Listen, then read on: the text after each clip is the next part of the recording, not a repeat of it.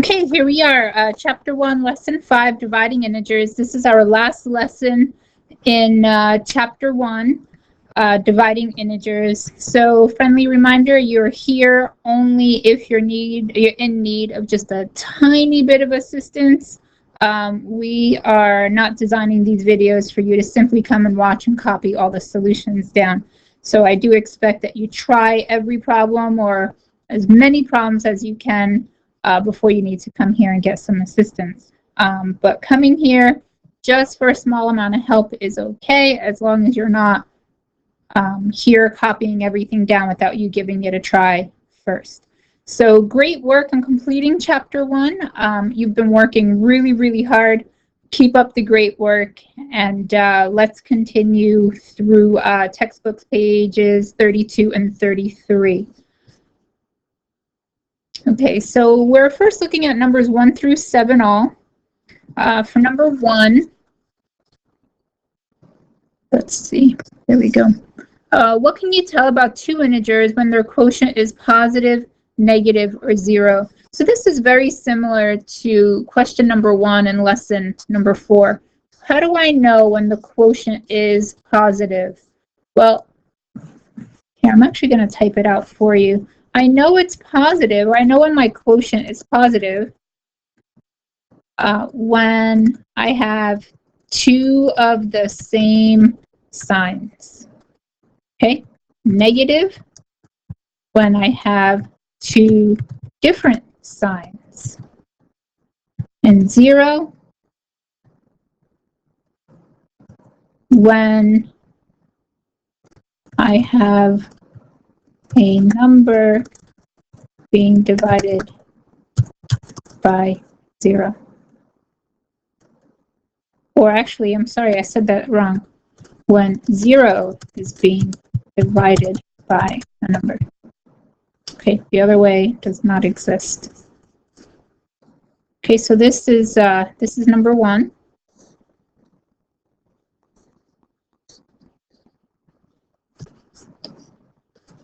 Let's delete that. Let's go to number 2. Remember, pause at any time that you need. A quotient is undefined. What does that mean? So for number 2, it's pretty much what I had just said before. A quotient is undefined when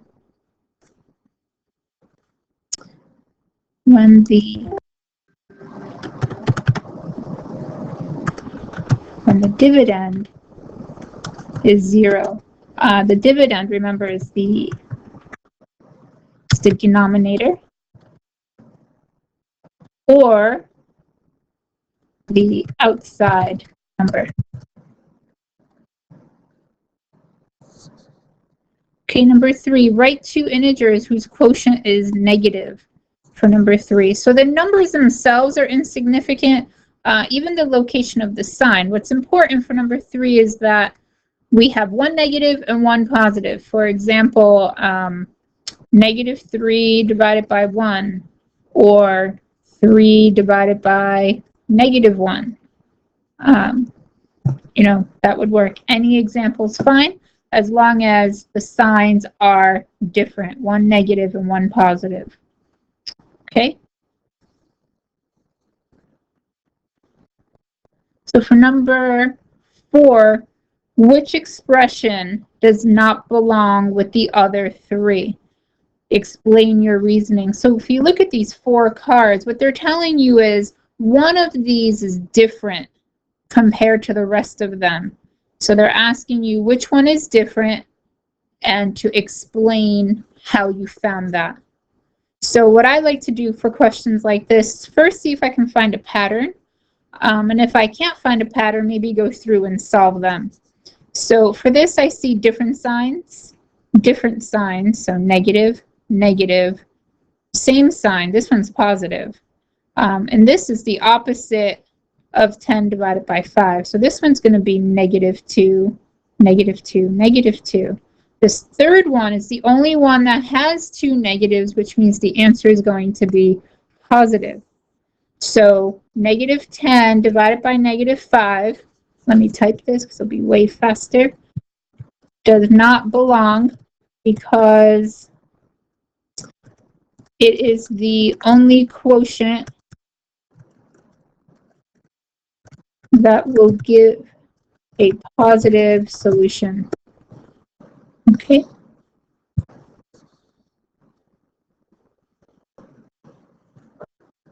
So that was number 4. Let's go to number 5. Tell whether the quotient is positive or negative without dividing. So number 5, we get negative because the signs are different. Okay. Number 6, we get positive because the signs are the same. Okay, I have a negative and a negative. Number 7, I get an answer of negative because the signs are different. Do you notice I'm never saying this number is bigger or that number is smaller? I'm just simply looking and saying, hey, here's one positive and here's one negative. The answer is negative because they're not the same. Here, hey, they both have a negative sign and they're being divided. Divide is an operation.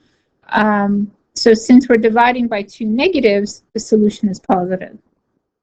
Okay, again, before we move on, anything that you have questions on, make sure you're highlighting or making note so when we have our one-on-one time, we can go through these questions together.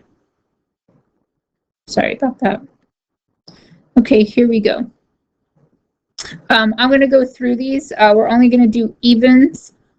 And if you have any questions, make sure you ask. I'm simply going to offer you the solution here. So evens, we get -2 for 8. 10 is -5. 12 is -2. 14 is 3. 16 is -3. 18 is 0. 20. So if I do 3, 4 times 4 is 60. So number 20 is -4. 22, that's 1. So this is -13. So 22, -13. Okay, any of these that you divided incorrectly, try to figure out your mistake. Make sure the signs are right. Any of them you got wrong, make note and bring it to me. All right, here we're going to do 25, 26, and 27.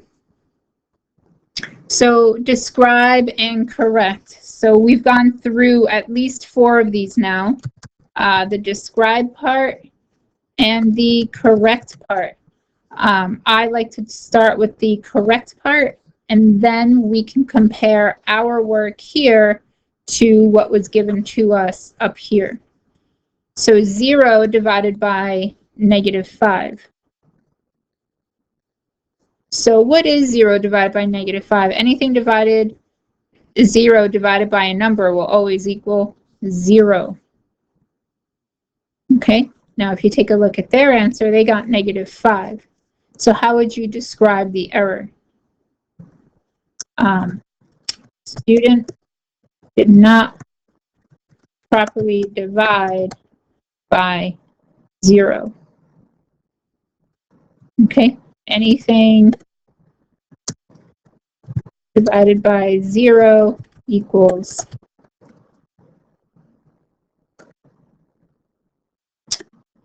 0 divided by anything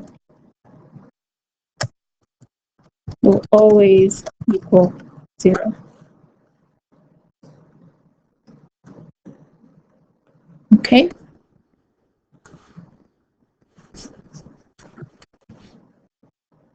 Number 26. An alligator population in nature preserve in the Everglades decreases by 60 alligators over 5 years. What is the mean yearly change? So in 5 years, if I lost 60 alligators, I want to know yearly, on average, how many alligators did I lose? So we decreased by 60, so -60 divided by 5. Okay, and that's going to equal negative because my signs are different. And 5 goes into 60 12 times. So we lose roughly 12 alligators per year. Okay, so that's number 26. For 27, You read 105 pages of a novel over 7 days. What is the mean number of pages you read every day or each day? So same idea. I have 105 pages that I've read in 7 days total. So per day, how many pages am I reading? So I've read 105 pages. So I'm going to take 105 divided by 7. 7 goes into 10 one time. 3 left over, bring the 5 down. 7 goes into 35 5 times. 0 left over. So what is the mean number of pages you read each day? So you can read 15 pages per day, right? That's on average. Okay. Let's take a break here for a minute.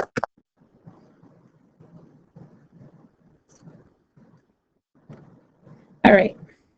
28 to 31 all. So just like in lesson 4 and even I believe 2 and 3, when we did expressions, we're using parentheses to represent the variables, and then we fill the parentheses with our missing numbers.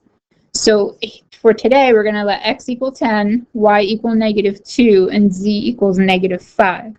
So for 28, we have x divided by y.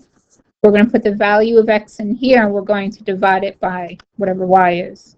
So x is 10 divided by -2. So my signs are different. I get a negative. 10 divided 2 is 5. So my solution is -5. Okay, you are welcome to use multiplication charts if you need. You just can't use calculators for these because I must see your work. So make sure for all these questions you are showing your steps. 29, we have 10 times y squared divided by z. So that's going to be 10 times y to the second power divided by z. So y, if we look up here, is -2, and z, if we look here, is -5. Okay, so what we're going to do is simplify the whole numerator. The denominator is just one number, so there's no simplifying needed. And then we're going to divide the top number to the bottom number. Okay, so moving along, we get 10 times -2 squared means -2 two times. It means this, once, twice. Okay, and that equals to 4. Then we're going to take the whole thing and divide it by 5.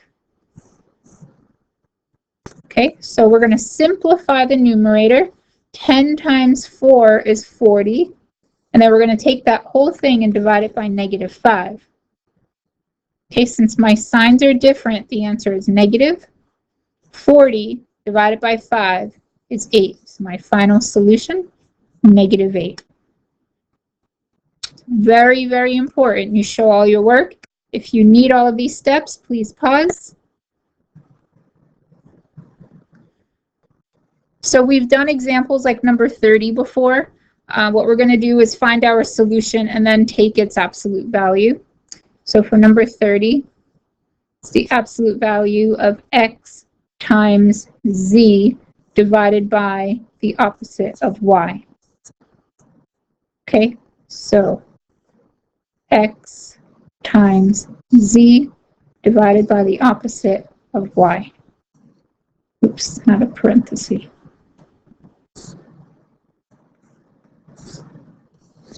Okay, so we're going to fill in these blanks with our values. So x is 10, let's put a 10 here. Z is -5, and y is -2. So just like the last example, we're going to reduce the numerator and the denominator down to one number, then we divide. So my signs are different, so I'm going to get -50 over, this is saying the opposite of -2. So the opposite of a negative number is a positive number. The whole thing in absolute.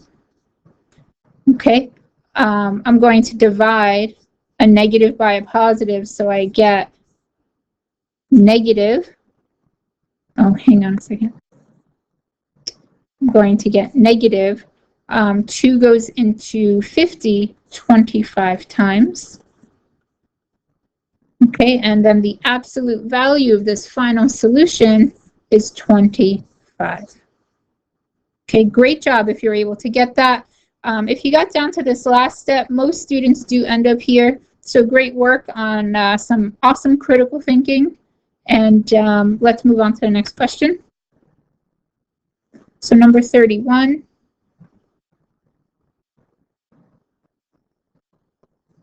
So we have the opposite of x squared plus 6 times z, and then the whole thing is going to be divided by y. So once again, we're going to reduce this whole entire numerator. So let me just shrink this down a little bit. Okay, so that equals the negative x squared plus 6 times z, the whole thing divided by y. Okay, so x is 10. I'm going to put a 10 in here. Plus 6 times z. Z is negative 5. And then over y, which is negative 2. Okay, so we will follow order of operations. We're going to do exponents, then multiply, and then add. So opposite of 10 squared. 10 squared means 10 times 10, which is 100. The opposite of 100 is negative 100. Plus, I'm multiplying these two and their different signs. So I'm going to get negative 6 times 5 is 30. And the whole thing will be divided by negative 2.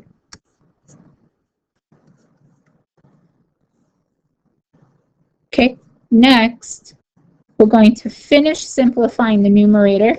I'm adding the same signs. Like all of our rules of integers are mashed into one question. So this is a really amazing question of your endurance and if you can change gears and remember all your rules. So if you're a little confused, it's normal, but try to go back if you need to and re-watch these steps again, because the more you see it, the more it makes sense. And again, if you still have questions, be sure you ask. So since I'm adding the same signs, I'm going to keep my common sign and add the numbers divided by negative 2. Now, my last step, I'm dividing right here. In division, when the signs are the same, your answer is positive. So 2 into 130, 6 times 2 is 12, 5 times 2 is 10. So my answer is simply 65. All right, great work on that. We're now moving forward to the next set of questions. So for 32 and 33, we are asked to find the mean. Just a quick review of mean. The definition for this is to add up all the numbers and divide by how many numbers you have. It's just a very informal definition.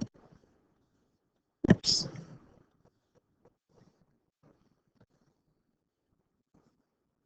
Okay, so that's your definition of mean. So for 32, we'll take 3 plus negative 10 plus negative 2 plus 13 plus 11. So there are a ton of different ways we can solve this.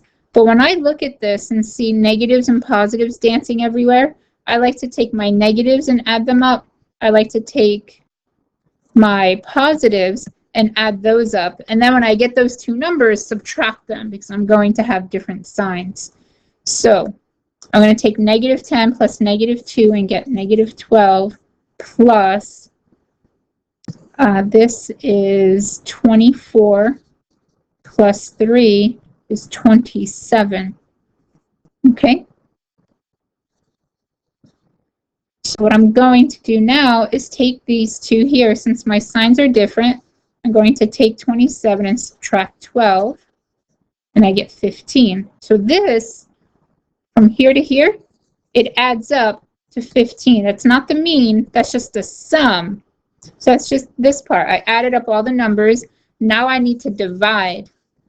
So how many numbers do I have? 1, 2, 3, 4, 5. So I'm going to take 15 divided by 5, and I get an answer of 3.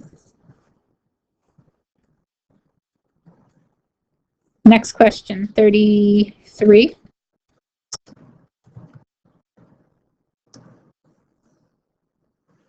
So I'm going to take negative 26 and add 39 and add negative 10 plus negative 16 plus 12 plus 31.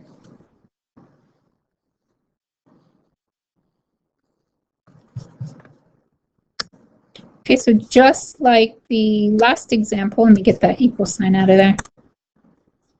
Negative 16 plus. Okay, I'm going to go through and add up my like signs. So I'm going to add up 1, 2, 3, and then I will add up 1, 2, and 3 and subtract those from each other. So over here, I'll take 26, 10, and 16. 2, 3, so I get negative 52 plus, so now I'm going to take all the positives and I'm going to add them up. So 10, 12, 3, 6, 7, 8. Okay. So what I'm going to do now, I'm still trying to add these numbers up. So what I'm going to do now is when I add these up, when I add those numbers up, I'm going to know what the sum of these numbers are. So since these two are different signs, I'm going to subtract and get 30. So that's the first part, that's the sum. Now I need to divide by how many numbers? 1, 2, 3, 4, 5, and 6. So 60 divided by 6 is 5. So 34 and 35 ask to evaluate the expressions. So remember order of operations, parentheses, exponents, multiply and divide, add and subtract. So when I say parentheses, I'm not saying, is there a set of parentheses around one number? I'm asking if there's parentheses around at least a group of numbers with one existing operation. So in both of these, we do not have parentheses. Okay, for 34, no exponents. So let's write this out. So you see this minus? I'm going to write that as plus.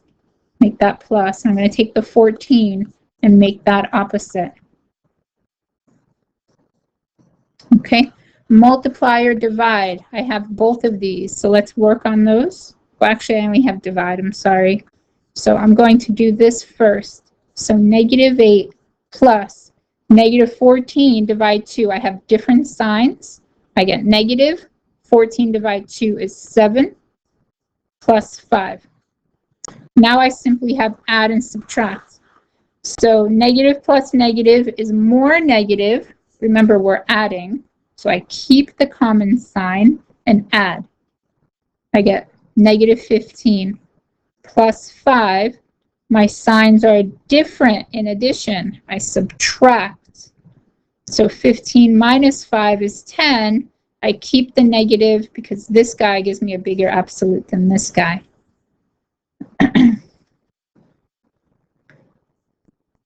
And finally, number 35. 24 divided by negative 4 plus negative 2 times negative 5. So no parentheses, no exponents. We have multiplication and division. So I'm going to do those two clusters first. So I'm dividing here different signs. So it's going to be negative -6 plus, I'm multiplying here, same signs, that gives me 10. Now I have rules of addition, different signs. So I subtract 10 minus 6 to get 4. This gives me a bigger absolute value, so my answer is positive. So final answer is 35. Okay, we've done it. Last two, 37 and 40. A snowboarder descends, goes down a 1,200-foot hill in 3 minutes. What's the mean change? So we descend 1,200 feet in 3 minutes. So how far do I go down per minute?